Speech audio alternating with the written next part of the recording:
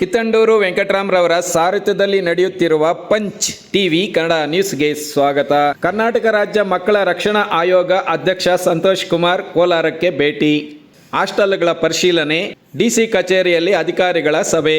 ಕರ್ನಾಟಕ ರಾಜ್ಯ ಮಕ್ಕಳ ರಕ್ಷಣಾ ಆಯೋಗದ ಅಧ್ಯಕ್ಷ ಸಂತೋಷ್ ಕುಮಾರ್ ಹಾಗೂ ಮುಖ್ಯ ಸದಸ್ಯರಾದ ಸತ್ಯನಾರಾಯಣ ಶೆಟ್ಟಿ ರವರ ತಂಡವು ಕೋಲಾರ ಜಿಲ್ಲೆಗೆ ಕೆಲವು ಹಾಸ್ಟೆಲ್ಗಳಿಗೆ ಭೇಟಿ ನೀಡಿ ಪರಿಶೀಲನೆ ನಡೆಸಿದರು. ಡಿಸಿ ಕಚೇರಿಯಲ್ಲಿ ಅಧಿಕಾರಿಗಳ ಸಮಾಲೋಚನಾ ಸಭೆಯನ್ನು ಸಹ ನಡೆಸಿದರು.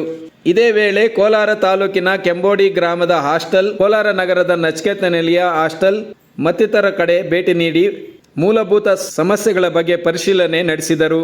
ಜಿಲ್ಲೆಯಲ್ಲಿ ಮಕ್ಕಳ ಹಾಸ್ಟೆಲ್ಗಳ ರಕ್ಷಣೆ, ಬಾಲ ಕಾರ್ಮಿಕ ಪದ್ಧತಿ ನಿರ್ಮೂಲನೆ ಬಗ್ಗೆ ಕೈಗೊಂಡಿರುವ ಕ್ರಮಗಳ ಬಗ್ಗೆ ಅಧಿಕಾರಿಗಳ ಸಭೆಯಲ್ಲಿ ಚರ್ಚಿಸಲಾಯಿತು.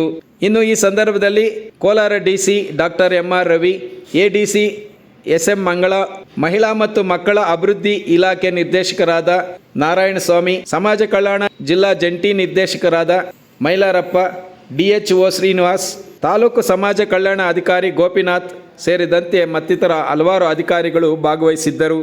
Kittandur Venkataram, Punch TV news, Kolar. ನಮಸ್ತೆ ಸರ್. ನಮಸ್ತೆ. ಸಭೆಯಲ್ಲಿ ಏನೇನು ನಿರ್ಣಯ ಆಯ್ತು ಸರ್? ಏನೇನು ನಿರ್ಣಯ ಇಲ್ಲ, ಎಲ್ಲ ರೀತಿ ಮಕ್ಕಳಿಗೆ ಯಾವುದೇ ರೀತಿಯ ತೊಂದರೆ ಇಲ್ಲ, ಎಲ್ಲ ಆ್ಯಕ್ಟ್ ಪ್ರಕಾರ ಮತ್ತು ಅವರ ಫುಡ್ ನ್ಯೂಟ್ರಿಷನ್ಸ್ ಬಗ್ಗೆ ಇದ್ರ ಬಗ್ಗೆ ವಿಸ್ತಾರವಾಗಿ ಇದಾಗಿದೆ. ಅವೇರ್ನೆಸ್ ಮೂಡಿಸೋ ಬಗ್ಗೆ ಆಗಿದೆ, ಬಾಲ ಕಾರ್ಮಿಕರ ಬಗ್ಗೆ ಆಗಿದೆ. ಎಲ್ಲವನ್ನು ಕೂಡ SOP ಪ್ರಕಾರ ಮಾಡುತ್ತೇವೆ.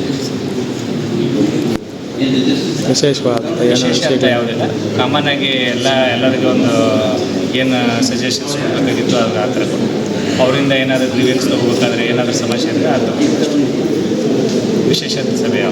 ಓಕೆ, ಧನ್ಯವಾದ.